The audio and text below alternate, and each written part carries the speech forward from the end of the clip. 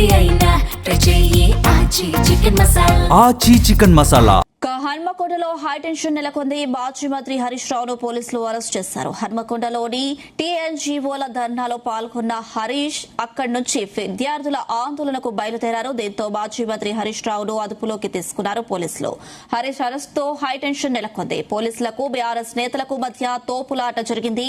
హరీష్ ను అరెస్ట్ చేయడంపై పోలీసుల తీరును తప్పుబడుతున్నారు బీఆర్ఎస్ నేతలు. హరీష్ రావు అరెస్ట్ అనంతరం హరీష్ రావు మాట్లాడుతున్న ద్వారా చూద్దాం.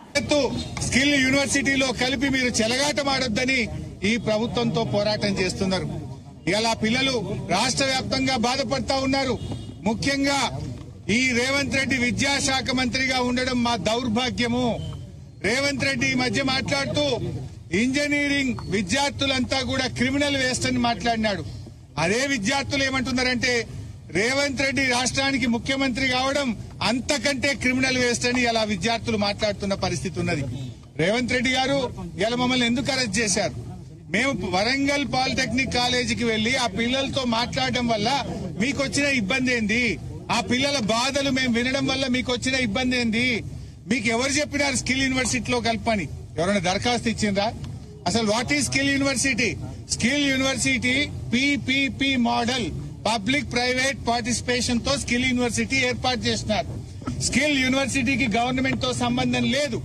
ఇవాళ రాష్ట్రంలో ఉండే ప్రభుత్వ పాలిటెక్నిక్లను తీసుకుపోయి స్కిల్ యూనివర్సిటీలో కలపడం అంటే ప్రైవేట్ పరం చేయడం. ఆ పిల్లల్ని ఆగం చేస్తున్నావు. ఇలా పాలిటెక్నిక్ పిల్లలు 15,000 ఫీజు కడితే చదువు అయిపోతుంది. రేపు ప్రైవేట్ లో కలిపితే 5,000 సంవత్సరానికి 3 ఏళ్లకు 15,000. రేపు మీరు స్కిల్ యూనివర్సిటీలో కలిపితే అడ్డగోలుగా ఫీజులు పెంచితే ఆ పిల్లల భవిష్యత్ ఆగం కాదా?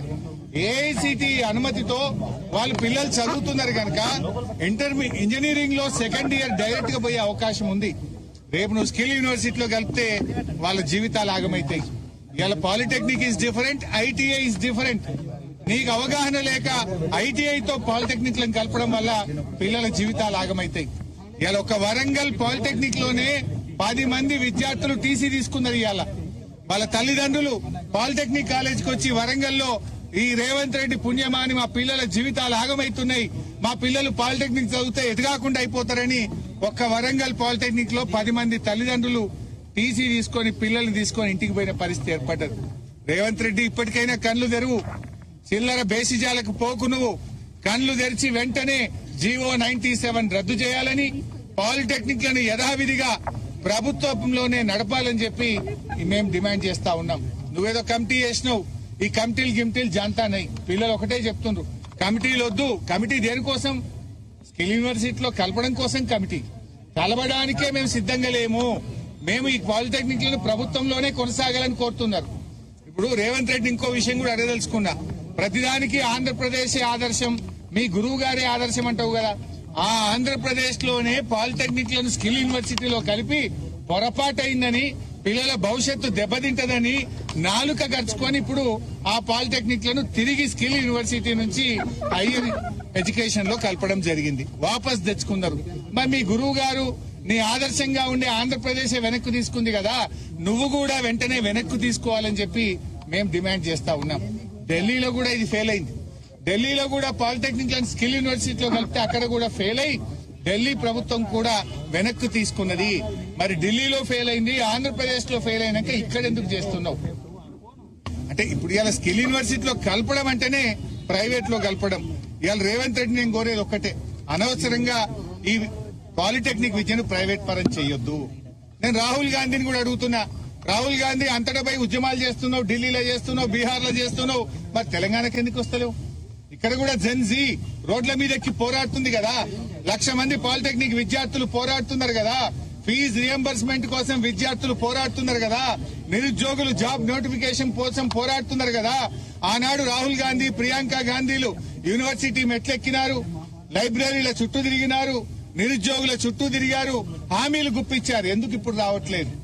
అంటే ఢిల్లీకో నీతి, తెలంగాణకో నీతి రాహుల్ గాంధీ గారు? ఇలా నువ్వు ఏ రకంగా అయితే పోరాడుతున్నావో ఇవాళ తెలంగాణకు వచ్చి పోరాడు, మా పాలిటెక్నిక్ విద్యార్థులతో మాట్లాడు, రేవంత్ రెడ్డికి మొట్టికాయలేసి జీవో 97 రద్దు చేయి. ఇవాళ ఏందండి వరంగల్లా మేము వస్తున్నామని చెప్పి పాలిటెక్నిక్ కాలేజీకి తాళం వేస్తారా పోలీసు వాళ్ళు పోయి? అన్నం కూడా పెట్టారా పిల్లలకు? 1 గంటకు అన్నం పెట్టాలంటే హాస్టల్ బంద్ చేస్తారు, మెస్ బంద్ చేస్తారు, కాలేజీకి తాళం వేస్తారు, పిల్లలకు అన్నం పెట్టరు, పిల్లల్ని బయటకు రానియరు. ఇదా ప్రజాపాలన? ఇది ప్రజాపాలన కాదు, పోలీస్ పాలన. ఇది తుగ్లక్ పాలన, ఇది రాక్షస పాలన. ఇవాళ పిల్లల జీవితాలతో చెలగాటమాడుతున్నటువంటి పాలన. ఈ రాష్ట్రంలో పేరుకే ప్రజాపాలన, జరుగుతున్నదంతా కూడా పోలీస్ పాలన జరుగుతా ఉంది. ఇవాళ బాధ్యతాయుతమైన ప్రజాప్రతినిధులుగా మేం పాలిటెక్నిక్ కాలేజీ పోతే నీకు వచ్చిన నొప్పైంది రేవంత్ రెడ్డి? మమ్మల్ని ఎందుకు ఆపాల్సి వచ్చింది? రాహుల్ గాంధీ గారు వెంటనే జోక్యం చేసుకోవాలని, ఈ యువతరం తిరగబడక ముందే, ఢిల్లీ తరహా ఉద్యమాలు జరగక ముందే తక్షణమే రేవంత్ రెడ్డికి చెప్పి జీవో 97ను రద్దు చేయించాలని చెప్పి కూడా మేము డిమాండ్ చేస్తా ఉన్నాం. ముఖ్యంగా ఈరోజు రేవంత్ రెడ్డి పాలనలో ఎక్కడ చూసినా కూడా దాడులే జరుగుతున్నాయి. లగచెర్ల రైతులకు బేడీలేసినారు. ఇదే వరంగల్ జిల్లా మహబూబాబాద్ లో పాలిటెక్నిక్ విద్యార్థి గొంతు బిసికినాడు ఒక సీఐ.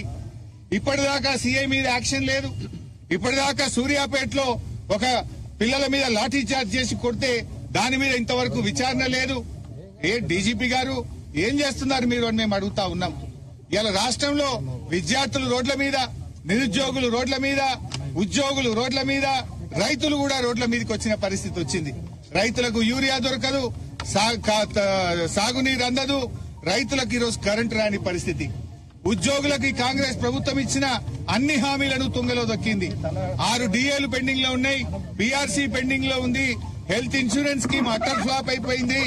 ఇవాళ సిపిఎస్ ఉద్యోగులను ఓపీఎస్ ఉద్యోగులుగా మారుస్తామన్న మాట విషయంలో కూడా కాంగ్రెస్ పార్టీ ఫెయిల్ అయిపోయింది. తక్షణమే కాంగ్రెస్ పార్టీ ఉద్యోగులకు ఇచ్చిన హామీలను అమలు చేయాలని, ఉద్యోగులతో చర్చలు జరపాలని, వెంటనే పీఆర్సీని ప్రకటించి అమలు చేయాలని చెప్పి కూడా బీఆర్ఎస్ పార్టీ డిమాండ్ చేస్తుంది. నాడు 73% ఫిట్మెంట్ ఇచ్చారు. కేసీఆర్ గారు ఉద్యోగుల కోసం ఆ రోజుల్లో మన తెలంగాణ ఉద్యమంలో పాల్గొన్నారని ఒక ప్రత్యేకమైన ఇంక్రిమెంట్ కూడా ఆనాడు కేసీఆర్ గారు ఇచ్చారు. రేవంత్ రెడ్డి 3 ఏళ్ల పాలనలో ఉద్యోగులకు చేసింది ఏం లేదు, గుండు సున్నా తప్ప. ఇంకా డిఏలు పెరిగినాయి, బకాయిలు పెరిగినాయి. రిటైర్డ్ ఉద్యోగులకు ఈ రోజు బకాయిలు రానటువంటి పరిస్థితి ఏర్పడతా ఉంది. అందువల్ల మేము ఈ పాలిటెక్నిక్ విషయంలో డెఫినెట్ గా వారికి న్యాయం జరిగేదాకా బీఆర్ఎస్ వారికి అండగా ఉంటది. ఇవాళ పాలిటెక్నిక్ విద్యార్థుల పట్ల ప్రభుత్వం కర్కశంగా వ్యవహరిస్తా ఉంది.